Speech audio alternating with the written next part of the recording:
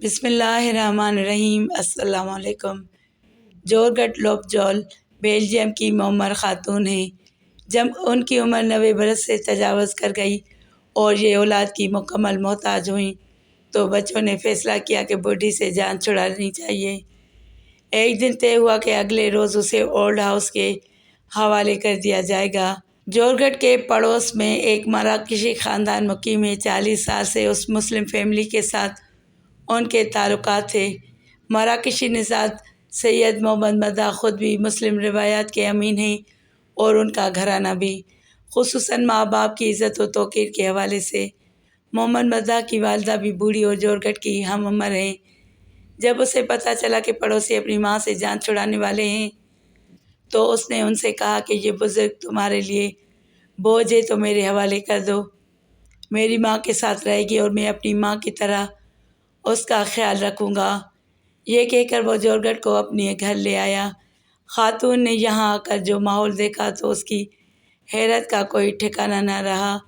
سارے اہل خاندان محمد مداح کی ماں کے لیے پلکیں بچھانے کو تیار۔ کوئی باہر سے آتا ہے تو پہلے اسے سلام کر کے ہاتھوں کا بوسہ لینا ضروری سمجھتا ہے۔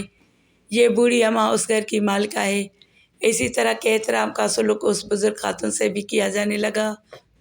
اس نے سوچا کہ شاید یہ 2-3 دن کی کہانی ہے، پھر یہ بھی میرے بچوں کی طرح، مگر نہیں، اس کا خدشہ غلط ثابت ہوا۔ کئی دن گزرنے کے بعد بھی اس کی خدمت اور عزت میں کوئی کمی نہیں آئی تو اس نے کہا کہ یہ کیسا خوبصورت دین ہے، یہ تو سراسر رحمت ہے، مجھے بھی اس دین میں داخل کر دو۔ چنانچہ 91 برس کی اس خاتون نے بھی کلمہ پڑھ لیا اور اب یہ جورگٹ نہیں، نور کہلاتی ہیں۔ یہ اس وقت اسلام قبول کرنے والی دنیا کی سب سے معمر خاتون اور مراکشی خاندان کے ساتھ ہی ان کے گھر میں مقیم ہے۔ والدین کی خدمت کرنے سے اللہ اور اس کا رسول صلی اللہ علیہ وسلم کتنا راضی ہوتا ہے۔ ایک واقعہ پیش خدمت ہے۔ حضرت اویس کرنی رضی اللہ تعالیٰ عنہ نبی اکرم صلی اللہ علیہ وسلم کی زیارت نہیں کر سکے، لیکن دل میں حسرت بہت تھی کہ حضور صلی اللہ علیہ وسلم کا دیدار کر لوں۔ بوڑھی ماں تھی، ان کی خدمت آپ کو حضور صلی اللہ علیہ وسلم کا دیدار کرنے سے روکے ہوئے تھی۔ ادھر حضور اکرم صلی اللہ علیہ وسلم یمن کی طرف رخ کر کے کہا کرتے تھے کہ مجھے یمن سے اپنے دوست کی خوشبو آ رہی ہے۔ ایک صحابی نے کہا حضور صلی اللہ علیہ وسلم آپ اس سے اتنا پیار کرتے ہیں اور وہ ہے کہ آپ سے ملنے بھی نہیں آتا، تو آپ صلی اللہ علیہ وسلم نے فرمایا کہ اس کی بوڑھی اور نابینا ماں ہے جس کے اویس بہت خدمت کرتا ہے اور اپنی بوڑھی ماں کو وہ تنہا چھوڑ کر نہیں آ سکتا۔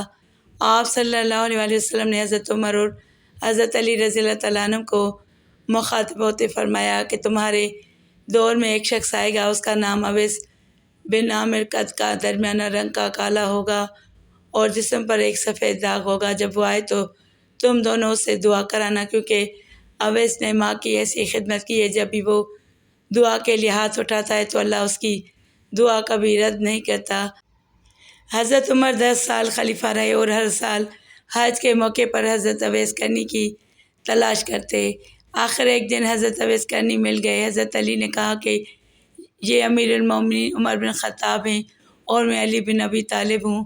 حضرت عمر نے کہا تم اویس ہو؟ تو انہوں نے کہا ہاں میں ہی اویس ہوں۔ حضرت عمر نے کہا ہاتھ اٹھا کر اور ہمارے لیے دعا کرو۔ وہ رونے لگے اور کہا کہ میں دعا کروں؟ آپ لوگ سردار اور میں آپ کا نوکر ہو کر آپ لوگوں کے لیے دعا کروں؟ تو حضرت عمر نے کہا کہ ہاں، اللہ کے نبی صلی اللہ علیہ وسلم کا حکم تھا کہ اویس جب بھی آئے تو دعا کرانا۔ پھر حضرت اویس کرنی نے دونوں کے لیے دعا کی۔ آپ صلی اللہ علیہ وسلم نے فرمایا کہ جب لوگ جنت میں جا رہے ہوں گے تو اویس کرنی بھی چلیں گے، اس وقت اللہ تعالیٰ فرمائیں گے کہ باقیوں کو جانے دو اور اویس کو روک لو۔ اس وقت حضرت اویس کرنی پریشان ہو جائیں گے اور کہیں گے کہ اے خدا، آپ نے مجھے دروازے پر کیوں روک لیا؟ تو اللہ تعالیٰ فرمائیں گے کہ پیچھے دیکھو۔ جب پیچھے دیکھیں گے تو پیچھے کروڑوں اربوں کی تعداد میں جہنمی کھڑے ہوں گے۔ تو اس وقت اللہ تعالیٰ فرمائیں گے کہ اویس تیری ایک نیکی نے مجھے بہت خوش کیا ہے، ماں کی خدمت، تو انگلی کا اشارہ کر، جدھر جدھر تیری انگلی پھرتی جائے گی میں تیرے طفیل ان کو جنت میں داخل کرتا جاؤں گا۔ اللہ پاک ہم سب کو والدین کی خدمت کی توفیق عطا فرمائے، آمین۔